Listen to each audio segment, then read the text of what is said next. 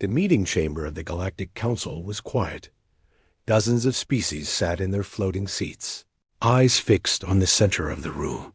A glowing hologram of Earth spun slowly above the circular platform. Earth, the birthplace of humanity. But today, the Council was not here to honor it. They were here to erase it.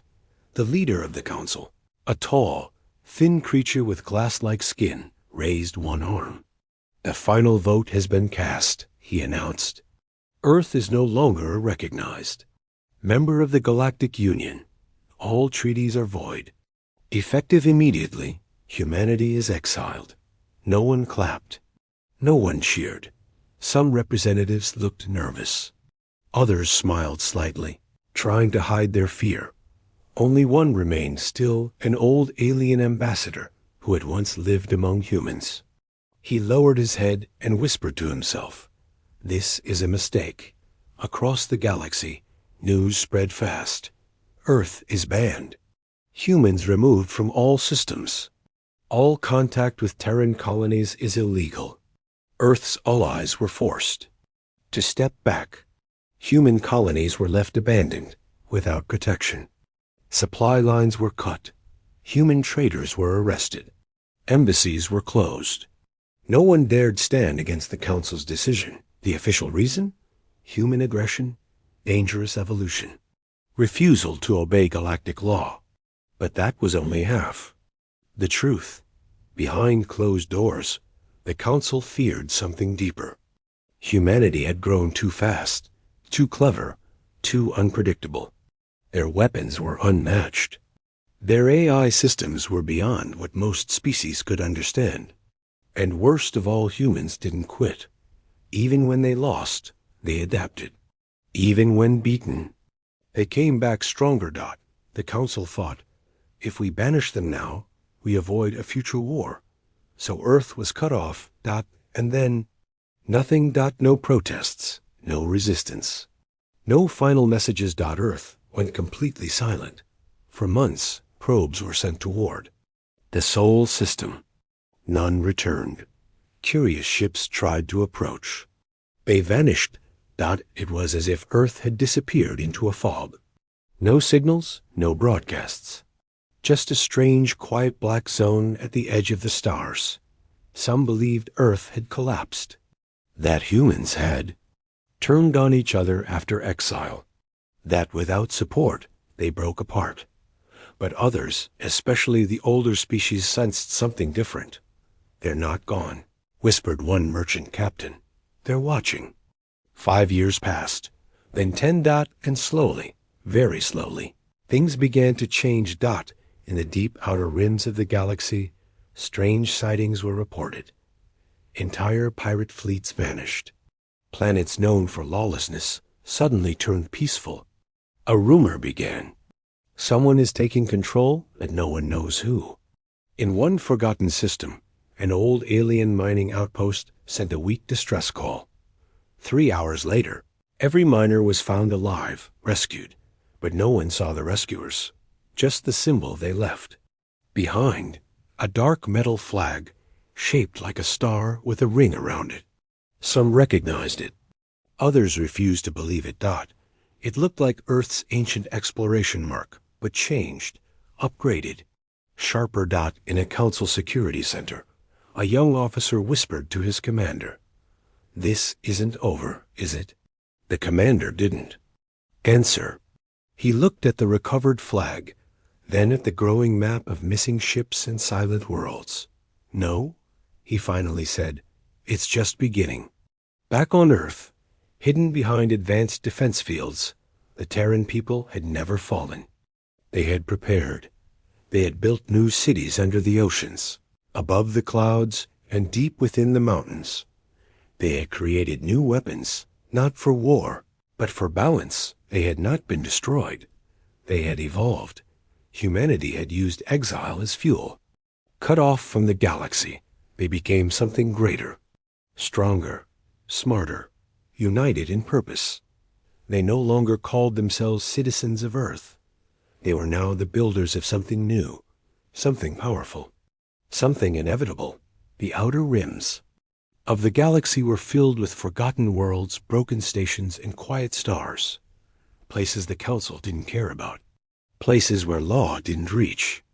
And yet, these were the places where the whispers began. It started with a rumor, a pirate. Base wiped out overnight. No distress calls, no survivors. Just silence. Then came a trader's tale. He landed on a border world to sell scrap metal. But when he entered the bar, everyone went silent. All eyes stared at a strange symbol burned into the wall. A star inside. A ring made of black steel. The bartender whispered, "They came without sound. Ships that didn't exist on scanners." They didn't speak. They just took control. The trader laughed. "Who?" The bartender's eyes narrowed. "Humans." The trader froze. "That's not possible. Earth is gone." But the bartender shook his head. "They're back, and they've changed." Soon, more stories followed. In a mining colony, machines began working better. Power systems upgraded overnight. The colony leaders received a message. "We have improved your systems. You will now work for the Empire. No return address. No voice. Just data and a new flag hanging outside their control center the next." Morning. Some colonies resisted. They vanished. One council investigator tried to trace the incidents. He built a map of the galaxy, marking all strange activity with red points. At first, it looked random. But then, he saw the pattern. It was a circle, growing slowly. And Earth was at the center. He took the map to his superior. "These aren't accidents," he said. "Someone is expanding, quietly, carefully." "Who?" The investigator's voice dropped. "Earth." The superior laughed. "Earth was erased." The investigator replied, "Exactly. That's why no one saw it coming." Meanwhile, the council continued to ignore the signs. They called the reports fear-mongering. They silenced the colonies that asked too many questions. They claimed the Outer Rim was full of wild stories and useless panic. But in secret meetings, some council members were worried. One, an old reptilian diplomat, spoke softly during a closed session. "I lived among humans once. When they lose, they learn. When they're hurt, they grow. And when they're quiet," he looked around the table, "they're planning something." Still, most leaders laughed. They have no allies, no planets, no fleets. But they were wrong. The Terran Empire didn't need allies. It had its people. Humanity had taken over derelict stations, abandoned ships, forgotten tech. Every system the Council left behind became a piece of their return. And now, they weren't just reclaiming. They were building something new. In deep space, a small alien cargo ship was pulled out of hyperspace by a strange field. It dropped into real space in total darkness. Its lights flickered. Its crew panicked. Then, outside the window, a shadow passed. A massive ship. Bigger than anything they'd seen. No signals. No weapons raised. Just a deep hum and glowing lines of energy pulsing across its hull. And then, a single word appeared. On their screen, "Observe. Remember. Do not speak." And then the ship vanished. The cargo crew didn't speak for days. But when they landed, they told everyone what they saw. And the whispers grew louder. Back in the Council's high chamber, a new problem appeared. Entire systems stopped reporting. The Council tried to contact governors. No replies. Scout ships were sent. None returned. Now, the silence was no longer being ignored. Panic began to grow in the heart of the Council. "Send the fleets," a general ordered. "Find Earth," another demanded. But Earth could no longer be found. It was hidden inside a zone of space no one could enter. Anyone who tried simply disappeared. The truth was simple. Earth hadn't been silent. It had been preparing. And now, the stars were whispering its name again. Asterisk, asterisk. On the planet Yorna 6, morning came like always. The sun rose slowly behind tall red mountains. Traders opened their shops. Workers headed into mines. Children played in dusty alleys. But something felt strange that day. Above the city, a star moved, one that wasn't there before. It didn't blink like the others. It hovered, watched. No one paid attention until the first change happened. The power grid stopped failing. For years, Yorna 6 had struggled with blackouts. But that day, every generator started working perfectly. Even the broken ones. Then the water system, once filled with rust, began running crystal clear. No one repaired it. No one knew why. The governor called it luck, but the miners didn't believe it. They whispered instead, the Empire was here. That night, every screen in the city flashed only once. A message appeared. Order has value. Chaos does not. You now belong to something better. No logo. No signature. Just silence. Across the stars, more colonies began to report similar events. Systems on the edge of collapse were suddenly saved by invisible hands. Broken machines started working. Lawless towns became peaceful overnight. Criminal leaders vanished, and in their place, a new symbol etched into walls and data logs. The black ring around a silver star. The Terran Empire was not attacking. It was replacing, one system at a time, and no one could stop it.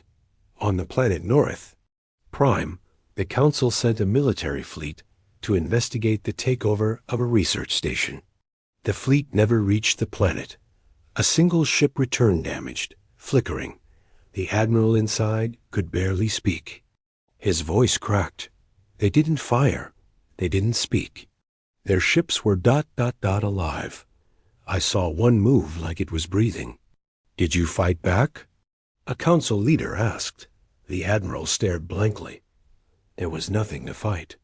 We weren't enemies. We were ignored. Ignored. It was worse than war. The Terran Empire didn't need to fight. Its power was so advanced, most defense systems didn't even recognize its ships. The technology used was beyond Council understanding. Stealth. Fields that left no trace. AI systems that adapted instantly. Weapons that only activated when needed. And more terrifying than anything, humans had learned how to control gravity. No missiles, no lasers, just pressure. Entire ships crushed mid-space without warning. Planets surrendered without contact. People welcomed the Empire not from fear, but from the peace it brought. No corruption, no crime, just order. And deep behind the front lines, on a massive space station hidden in a nebula, the new rulers of Earth watched everything. A woman stood at the command center, her voice calm. Sector 17 has joined peacefully. A drone reported. She nodded. Prepare Sector 18. Send a single envoy. If they resist, leave them to their fate. This was how the new Terran Empire worked. No screaming, no demands. Just progress. In the council hall, arguments grew louder. This is war. One ambassador shouted. No, said another. This is evolution. And we were left behind. The council voted again to prepare a full galactic fleet to stop Earth's expansion. It was too late. By the time their ships gathered, over 42 systems were already under human control, and not one had fired a shot. On a small news feed in a distant system, an old reporter smiled as he read the headlines. The silent invasion continues. Earth is back, stronger than ever. Welcome to the Empire. He looked up at the stars. They banished us, he whispered, but we came back as gods. The planet Viscari 9 was home to diplomats, merchants, and scholars from across the galaxy. It was known as a neutral, world safe from war, politics, and power struggles. But today, it was no longer neutral. A massive ship descended slowly above the capital city. It cast a shadow across towers made of crystal and glass. The people looked up in silence. The ship didn't fire. It didn't speak. It just hovered, glowing with blue energy lines across its black hull. The Terran Empire had arrived. The Council had sent a message: turn back or face destruction. No reply came. Instead, a sleek black transport ship separated from the mothership and landed gently on the Council platform. From it, one figure stepped forward. He was human tall, calm, and dressed in dark armor that shimmered like starlight. His face was unreadable, but his eyes were sharp, focused, and confident. No guards, no weapons visible. He didn't need them. The Council had never seen a human like this before. Not angry, not desperate. He walked like a leader who knew he had already won. He stopped at the center of the chamber. "I speak for the Terran Empire," he said simply. His voice echoed clear, steady, cold. The Council chair stood. "You have no right to be here." Humanity was exiled. The human tilted his head slightly. "And now we return as rulers, not guests." The chamber fell silent. One ambassador spoke. "You're breaking ancient law." The human smiled faintly. "The law you used to erase us? That law no longer applies. You exiled Earth, and Earth became something greater." "You threaten war?" another shouted. "No," he said. "We offer peace. A better way, stronger, cleaner, smarter. The chaos you allowed to spread across the galaxy, we ended it. One world at a time." He stepped forward and placed a small black tube on the floor. It opened, projecting holograms of changed systems worlds, once broken by crime and poverty, now thriving under Terran rule. Clean skies, full crops, strong cities, order. You call it invasion, he continued, but the people call it salvation. One young alien counselor leaned forward. "Why now?" The human looked at her.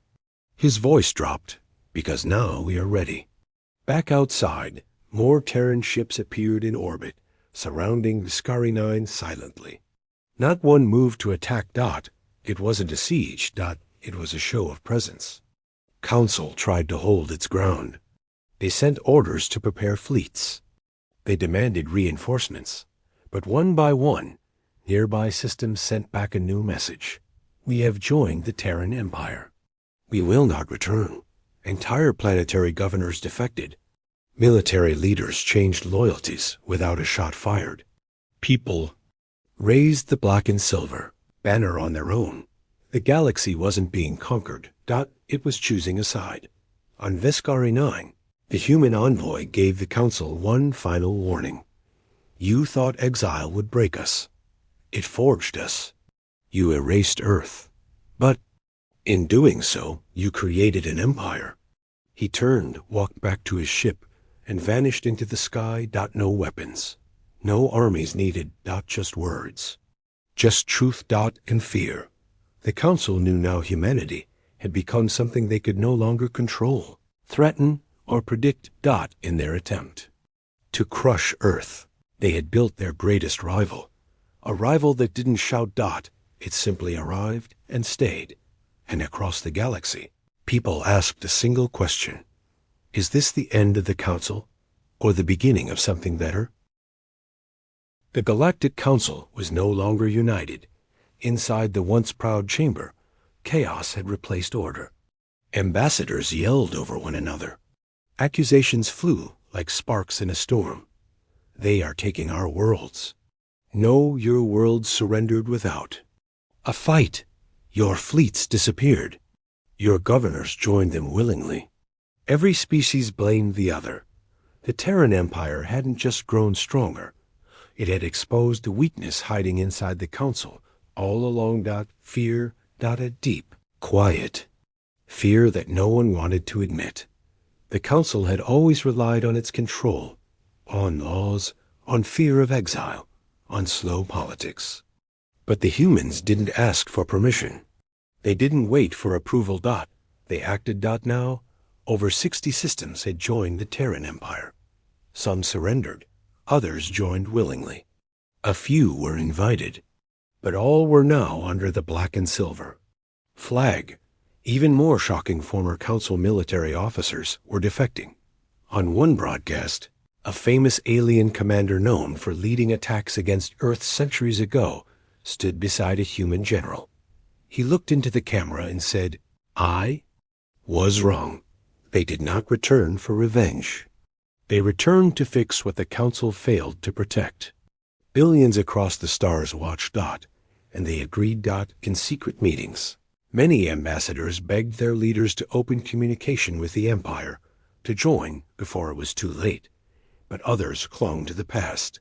One Council faction voted to build a new war fleet. Ships were ordered, soldiers were recruited, generals were promised power, but every time the Council sent a task force into Terran-claimed space, only silence returned. No wreckage, no survivors, no answers. Only the same message. Left behind on the edges of space, you are not our enemy, but we are not your prey. Back on Earth now, renamed Terra, Prime the Empire's core leaders watched calmly. Their capital was a fortress of glass and steel floating between the moons. Cities glowed below, powered by clean energy. Starships moved in perfect harmony. But the humans didn't celebrate Dot.